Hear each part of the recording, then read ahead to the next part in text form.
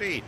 Great Ocean Road otrā diena un beidzot tikām tā kā līdz galvenajam punktam, saucās 12 apustuļi, un tad tos apustuļus simbolizē tās klīnas, kas tur ir jūrā. 12 viņas vairs nav, tāpēc, ka sākumā esot bijuši tieši 12 un kā radušās, protams, sadaloties no tās pamatklīnas, jo vējš, tur erozija un tā.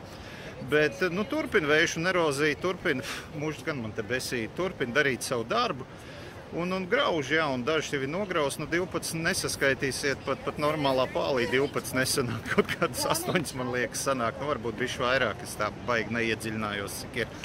Un tad, protams, viens no skaistākajiem skatiem ne tikai šajā ceļa posmā, bet es domāju visā Austrālijā, un ne tikai visā Austrālijā. Es te tagad tieši stāvēju kaut kādu pusstundu skatījos un tā piemet domās, ko vēl es tādu majestātisku esmu redzējis.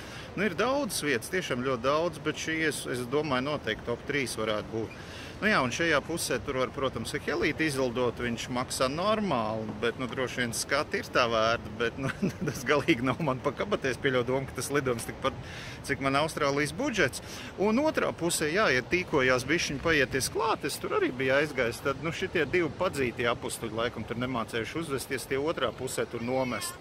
Tad pie tiem var klāt gandrīz pieiet, ja nav baigie viļņi, viļņi, man liekas, vienmēr ir. Bet tur pludmalē, tur var nolaisties, pastaigāt uz vienu pusi, uz otru, jo tajā pusē tur es nedomāju, ka tur var noiet, es arī neredzu nevienu cilvēku.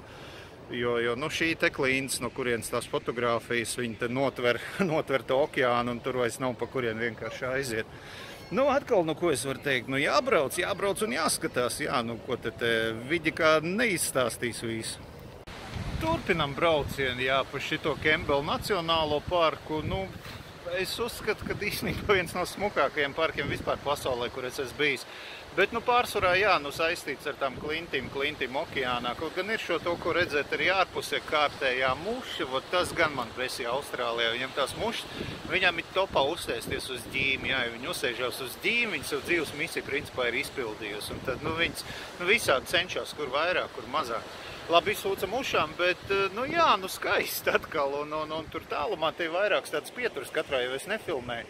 Tur tālumā vēl ir kaut kāda klīnas, tad es pirmīt biju arī tādā smukā vietā, kur varēja nofočēt visu kaut ko, un šī saucās ārka, tiešām ir ārka zemēle, tur lejā laikam netiek klāt nekur, bet augšas arī forši, bet man ne tik daudz tā ārka patīk, bet man patīk, kā tie viļņi iet pāri, tur akmeņiem tā. Tā krāsa mainās pilnīgi, viņi sāk tādi riktīgi balti, tad viņi tādi gaišāk paliek un tad atkal tumšāk, un tas ūdens ar tāds gaišs zilu uz zilu mainās. Inčīgi.